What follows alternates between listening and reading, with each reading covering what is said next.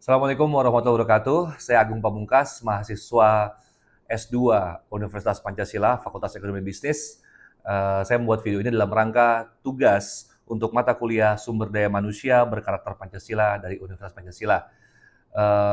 Tugas ini saya beri judul Pengelolaan SDM Berbasis Pancasila sebagai Strategi Membangun Organisasi yang Adaptif, Etis, dan Berkelanjutan di Era Disrupsi. Latar belakang yang saya ambil adalah seperti yang terlihat di layar, yaitu era disrupsi dan kecerdasan buatan. Kita sama-sama tahu bahwa kecerdasan buatan atau AI ini sudah menjadi transformasi digital dan dinamika ekonomi global telah mengubah cara organisasi mengelola sumber daya manusianya. Dan organisasi tentunya dituntut untuk menjadi lebih adaptif, inovatif, dan tentunya efisien agar mampu mempertahankan daya saing di tengah perubahan yang semakin cepat. Itu adalah background yang pertama, dan latar belakang kedua yaitu adalah permasalahan SDM, di mana organisasi masih mendapatkan berbagai macam permasalahan SDM, seperti rendahnya employee engagement dan meningkatkan burnout, terutama pada generasi Z seperti sekarang, lemahnya komunikasi internal, dan rendahnya kepercayaan terhadap pemimpin pada beberapa perusahaan. Dan juga pengelolaan SDM yang belum sepenuhnya mencerminkan prinsip keadilan dan penghargaan terhadap martabat manusia. Nah, kondisi ini bisa menunjukkan bahwa keberhasilan organisasi itu tidak selalu tergantung pada teknologi dan strategi bisnis, tapi juga bisa dalam kemampuan mengelola manusia sebagai aset strategis. Dan tantangan bagi Indonesia, di mana Indonesia itu memiliki tantangan yang semakin kompleks dengan meningkatkan tuntutan produktivitas, perubahan karakter tenaga kerja lintas generasi, serta kebutuhan akan tata kelola organisasi yang lebih transparan dan akuntabel. Memang betul bahwa AI menciptakan efisiensi, sedangkan Pancasila itu memastikan efisiensinya tetap berlandaskan etika, keadilan, dan kemanusiaan. Sekarang kalau kita lihat di halaman berikutnya, yaitu ada analisis situasi Indonesia saat ini. Saat ini kita mengalami yang disebut dengan tekanan ekonomi. Kita sama-sama tahu ada efisiensi anggaran, persaingan global, dan optimalisasi produktivitas. Dan kita juga mengalami disrupsi teknologi, seperti hadirnya digitalisasi, AI, dan otomatisasi pekerjaan. Dan juga ada perubahan sosial yang saat ini dominasi oleh Gen Z dan milenial, di mana pola kerja mereka jauh lebih fleksibel dengan harapan organisasi yang lebih manusiawi. Dan permasalahan organisasi, menurunnya kepercayaan kepada pimpinan, burnout istilah mereka, konflik lintas energi karena ada lack of communication, employee disengagement, dan tingginya turnover karena berpindah-pindahnya tempat untuk bekerja. Nah, di sini ada permasalahan SDM, yaitu kepemimpinan yang pertama adalah yang belum adaptif, di mana masih banyak organisasi itu menempatkan gaya kepemimpinan yang top down, sehingga komunikasi dua arah itu kurang berkembang. Walaupun ini tidak terjadi di beberapa genre perusahaan, tapi di dalam perusahaan yang sifatnya masih ortodoks itu masih sering terjadi. Dan employee engagement juga, karyawan kurang mampu memiliki organisasi motivasi, di mana inovasinya pun menjadi menurun. Dan terakhir adalah sistem SDM yang belum sepenuhnya adil. Jadi masih ditentukan oleh senioritas, promosi yang tidak transparan, dan penghargaan yang belum sepenuhnya berbasis kompetensi. Nah, ini memberikan dampak. Dampaknya adalah produktivitas menurun, lalu loyalitas pasti rendah, burnout meningkat, konflik organisasi, dan akhirnya inovasi menurun. Nah, keterkaitan dengan materi perkuliahan ini, saya bikin beberapa materi. Di situ ada value-based HRM, ethical leadership, empathy, leader edge coach, dan sampai ke bawah adalah organizational culture. Dan relevansinya itu bisa dari HR yang berbasis nilai organisasi dan kepemimpinan yang pasti perlu integritas, sampai ke pengalaman kerja yang positif, SDM adaptif, mengurangi resistensi, dan tentunya budaya organisasi yang sehat. Nah, ini yang menarik. Mengapa Pancasila? Pancasila itu sudah bisa menjadi landasan dalam pengelolaan SDM agar organisasi itu mampu mencapai kinerja tinggi. sekaligus menjaga nilai-nilai kemanusiaan, etika, dan keberlanjutan. Nomor 1, profit target dan efisiensi. Ini bisa mendorong organisasi meningkatkan daya saing, produktivitas, dan efektivitas kerja. Dan juga integritas. Ini bisa menumbuhkan kejujuran, tanggung jawab, etika dalam setiap kebijakan, sampai pengambilan keputusan. Dan juga empati. Empati ini bisa menghargai setiap karyawan, memperhatikan kesejahteraan, dan menciptakan lingkungan kerja yang sehat.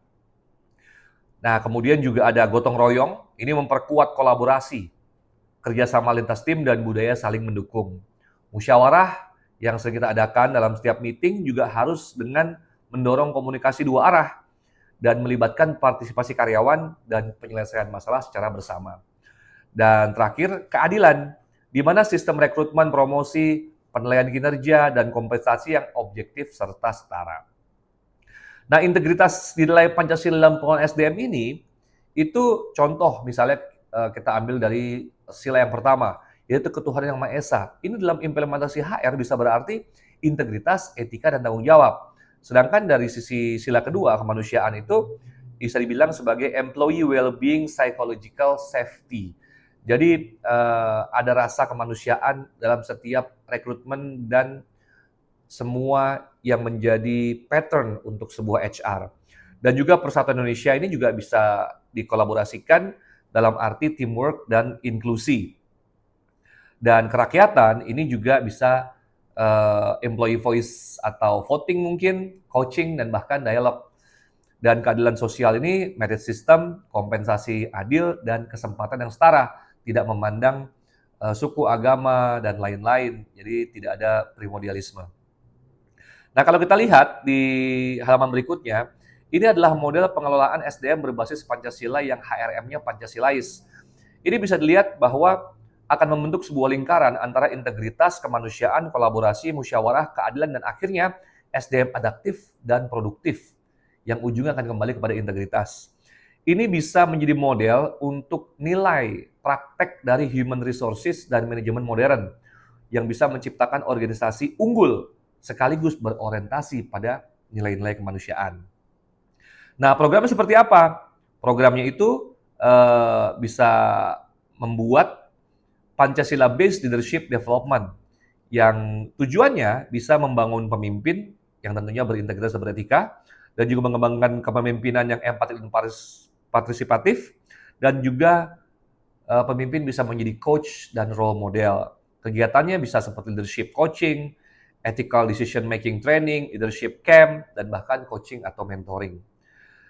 Implementasinya di human experience dan employee well-being itu juga punya tujuan untuk meningkatkan kesejahteraan baik fisik maupun mental, menciptakan lingkungan kerja yang aman, dan meningkatkan employee engagement dan produktivitas. Kegiatan yang bisa dilakukan adalah employee listening forum, mental health support, flexible working arrangement, dan tentunya employee recognition program. Dan juga pada program implementasinya, ini ada fair talent management dan performance system, di mana tujuannya itu meningkatkan sistem SDM yang adil dan transparan, dan tentunya berbasis kompetensi, yang bisa mengembangkan talenta secara berkelanjutan dan meningkatkan motivasi dan kinerja karyawan. Kegiatannya bisa merit-based rekrutmen atau promosi, performance management system, individual development plan atau IDP, dan juga talent review dan succession planning. Nah, dampak yang diharapkan dari program ini apa? Bagi karyawan, employee engagement meningkat, loyalitas meningkat, kompetensi berkembang, burnout menurun, kepuasan kerja meningkat. Dan tidak hanya buat karyawan, tapi juga buat organisasi, itu bisa menimbulkan yang disebut dengan produktivitas meningkat, budaya kerja sehat, inovasi meningkat, dan agility, organisasi pasti meningkat. Dan sustainability kompetitif pasti memiliki advantage. Nah, tantangannya di dalam implementasi ini, masih ada beberapa kendala tentunya. Seperti nilai Pancasila yang sering cuma jadi slogan saja, tapi tidak ditempatkan dalam praktek kerja. Dan sebagian pemimpin belum mampu jadi teladan dalam integritas, empati, dan kepemimpinan yang etis. Dan sistem SDM di beberapa organisasi masih dipengaruhi budaya senioritas.